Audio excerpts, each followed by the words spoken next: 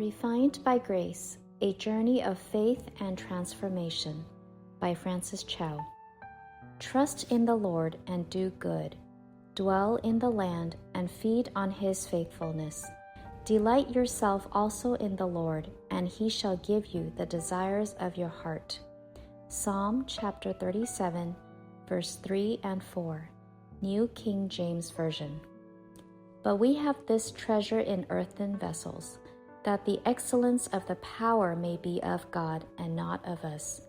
2 Corinthians chapter 4, verse 7, New King James Version. I never intended to pursue a secular job after graduating from Gordon-Conwell Seminary. However, looking back, my role as supervisor of psychologists has been the most fulfilling job I have ever had. It has profoundly shaped my character and thinking, ultimately helping me fulfill God's calling. An unfulfilled and overlooked vessel. As I have shared in previous articles, although God called me to serve him and provided me with a free seminary education, I gradually realized that Chinese churches in the United States were not ready to accept a woman, especially a minister's wife, on staff. While I never particularly sought a staff position, serving solely as a volunteer came with many limitations. There is a well-known Chinese saying, when a person does not have the proper status or title, their words carry no weight. 名不正，言不順. This sentiment perfectly described my experience. During my first 20 years in church ministry, I was only assigned tasks that leaders deemed suitable for me, or ones that no one else wanted to do. I had little freedom to serve in the areas aligned with my training. My passion has always been Christian education and family ministry. I long to plan, organize, train, and teach in these areas. Unfortunately, few recognized how my seminary training could benefit the church. Instead, my responsibilities mainly involved interpretation, preparing church bulletins for 7 years, cooking, and various other miscellaneous tasks. Not long after my husband and I began serving at his third church, the church board members started recognizing my potential in Christian education. The board member overseeing Christian education strongly believed in my abilities and recommended me to the congregation as a paid part-time Christian education director. As expected, the congregation voted against my appointment. The reasons were as follows. Many members, particularly the older generation, did not see the importance of Christian education. Some believed that hiring a pastor inherently included his wife's service, essentially a buy one get one free sentiment. Others felt that a pastor's wife should serve the church voluntarily. Traditional views held that a woman should not be a pastoral staff. Ultimately, some feared that if both the pastor and his wife were employed by the church, they would hold too much power, which was seen as a dangerous precedent. Despite these challenges, this journey has deepened my faith and resilience. While the road has not been easy, I trust that God's plans are always greater than our own. Breaking through barriers. How disheartening it was. At the close of the 20th century, living in a part of the world that championed gender equality, North American Chinese Christians still clung to outdated traditions, reverting to an era of inequality, the same era my grandmother lived in. Even more troubling was their disregard for biblical principles in calling pastoral staff. The key question should have been, has God called this person? Does this person have the necessary training and gifts to serve in this particular church? Does this person lead an exemplary life? Yet, these considerations were overshadowed by human traditions and biases.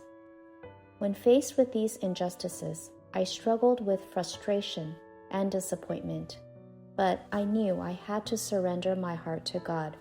learning humility, obedience, and trust in His sovereignty. He spoke to me through scripture and devotional books, providing the encouragement I desperately needed. Leon, my greatest supporter, reassured me not to be discouraged. He firmly believed that our ministry was a partnership, one in which my contributions were irreplaceable. In those years, Psalm chapter 37, verse 3 and 4 sustained me. Trust in the Lord and do good. Dwell in the land and feed on His faithfulness. Delight yourself also in the Lord, and He shall give you the desires of your heart. New King James Version. One devotional passage that has upheld me comes from Streams in the Desert. There is a group of believers. Although they have suffered for many years and are locked out of work, they still share in the work of others through prayer and praise.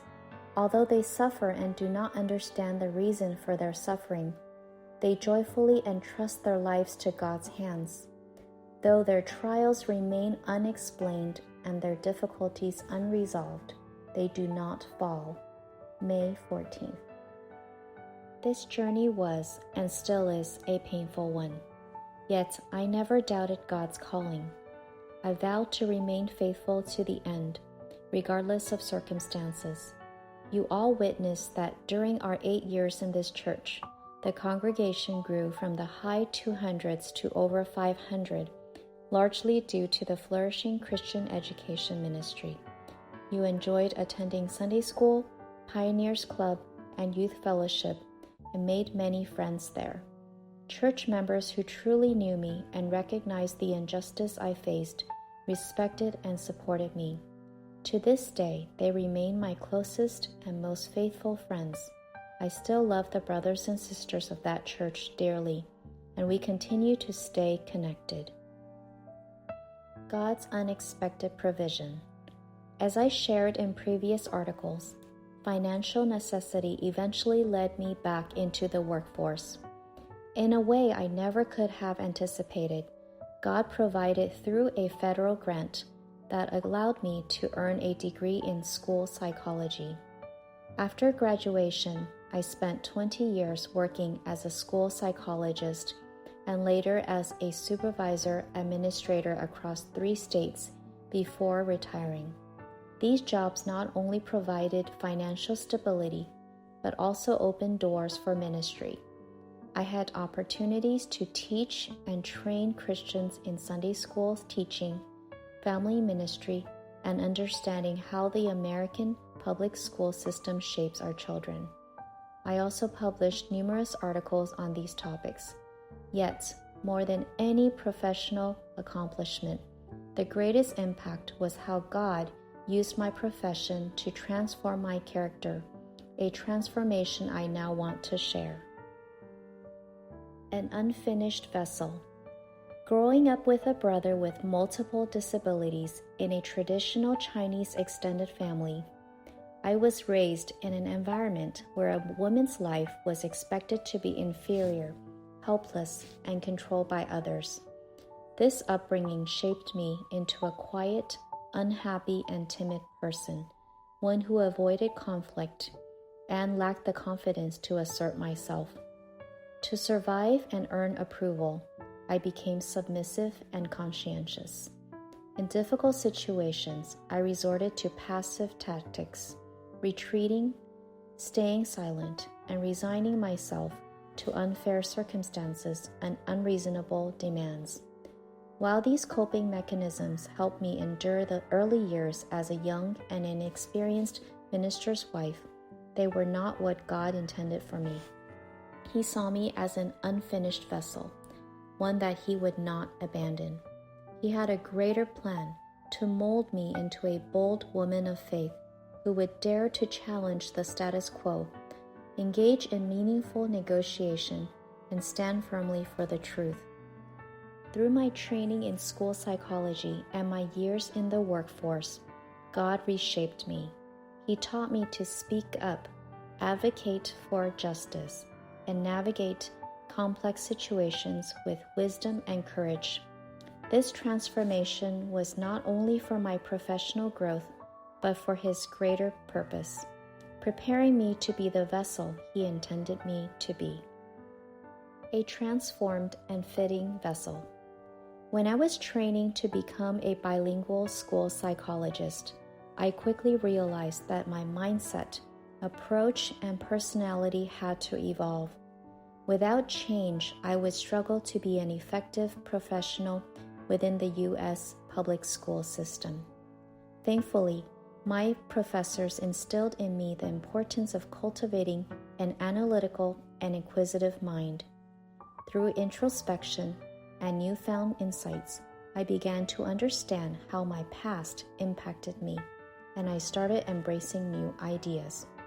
With this transformation, I learned to appreciate the differences between Chinese and American cultures. My perspective broadened, allowing me to develop greater flexibility in adopting ideas and practices from the American culture.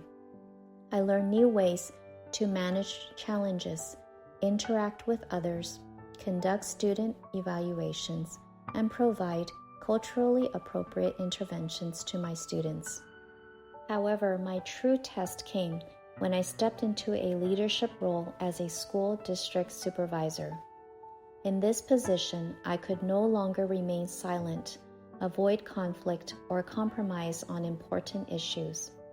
When problems arose, I had to confront them head-on, verbalizing concerns, holding individuals accountable, and taking necessary corrective action. These were completely against my natural disposition, and I dreaded them.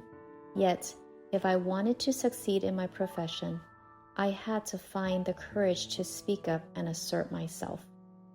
The New York City Department of Education, the largest school district in the U.S., presented an intense work environment with heavy demands. Many staff members developed impatient and aggressive attitudes due to the overwhelming workload. Additionally, my subordinates were backed by strong union protections. Beyond managing my responsibilities, I had to build fair and respectful relationships while also navigating significant pressures and bureaucratic challenges. Parents posed another challenge. To secure more services for their children, some hired lawyers and requested impartial hearings. At first, I was overwhelmed by the complexity of personnel management and legal disputes. Fear and anxiety gripped me, but over time, through God's grace and mercy, I learned to handle difficult situations and challenging individuals with a clear mind, fluent English, and a firm, yet composed attitude. There were many moments of exhaustion, physically, mentally, and emotionally. At times, I wanted to walk away from it all, but deep down, I knew God was using this job to refine me, so I persevered. Despite the hardships, I found great fulfillment in helping students and parents. In advocating for students with disabilities, I felt as though I was, in some way, also helping my disabled brother Chu and my parents. My dedication and willingness to mentor and guide my subordinates eventually earned their respect, as well as commendation from my superiors. More importantly, the constant challenges helped me grow, shaping me into an independent and courageous person. Raymond Au once wrote, "Through work, we explore, discover, and get to know our inner world. We find our passion, our voice, and even begin the process of molding and recreating ourselves. This is a project of inner work. Continuous self-growth and maturity make us more innovative and ready to respond to God's calling and vocation. We begin to care about the world beyond ourselves and realize the potential given to us by our Creator." These words perfectly encapsulate my journey. Ironically, it was through my so-called secular job that God transformed me into a stronger, more capable vessel, one He could use for even greater purposes. During my 20 years working in various school districts, I never stopped asking God how I could apply my experiences and personal transformation to His work. And, as always, He provided the answer. As I mentioned earlier, He graciously opened doors for me to serve Him as well as the American Chinese community. While I won't repeat those details here, I do want to reflect on how this transformation reshaped my relationship with the churches that Leon shepherded. Navigating challenges in Christian education. Historically, leaders in Chinese churches have often lacked a deep understanding of Christian education principles and practices. Problems were frequently ignored or swept under the rug, but God does not allow such issues to persist indefinitely. He often uses conflicts, whether between students and teachers, youth group leaders, or parents, to awaken Christian education leaders and youth pastors, forcing them to confront these challenges. The lack of proper training and support has led to a shortage of qualified teachers and mentors, individuals who not only understand biblical truths, but also know how to interpret and apply them effectively in students' lives. Classroom management and safety concerns have been overlooked, sometimes resulting in dangerous situations. When these issues arise, I speak the truth in love, sharing solutions with leaders boldly yet graciously. I'm always willing to train, mentor, counsel, teach, and provide the needed support. However, if leaders fail to recognize the problem or remain resistant to change, I cannot assert authority as I would in a school district where I once held a supervisory role. In the church, my status remains unofficial, and my words do not carry the weight they should. In these moments, I have no choice but to place the matter in God's hands, praying for peace and trusting that He will move His people in His own time. Ultimately, the pastors and lay leaders overseeing children, youth, and Christian education must answer to both God and the congregation for their services. A heart for service. While knowledge, assertiveness, and vocal advocacy alone may not solve every issue in my church, nothing can stop me from loving and serving others or sharing the gospel. For more than 40 years, I have carried a deep love for my church, despite its imperfections. At the same time, I'm profoundly grateful that God has continually opened doors for me to serve beyond the walls of my local congregation. In the early years of my ministry as a pastor's wife, I often felt wronged, denied opportunities to serve in the very areas where I have been trained and called. I struggled to understand why God sometimes led me to what seemed like dead ends, or why He redirected my path so unexpectedly. It was only in the later years of my ministry that I finally grasped His purpose. God was using my so-called secular job not only as a means of provision, but as a tool to refine, strengthen, and build me into the person He intended me to become. Os Guinness once said, "Calling is not only a matter of being and doing what we are, but also of becoming what we are not yet, what we are called by God to be." Indeed, God's calling is not always straightforward, but His plan is always perfect. To Him alone be all the honor and glory. Note 1. My translation from I work, work makes me. The two passage between work and I, page 168. Note 2. Os Guinness, The Call, Finding and Fulfilling God's Purpose for Your Life, page 60. Please find the link to a written version of this article in the YouTube description.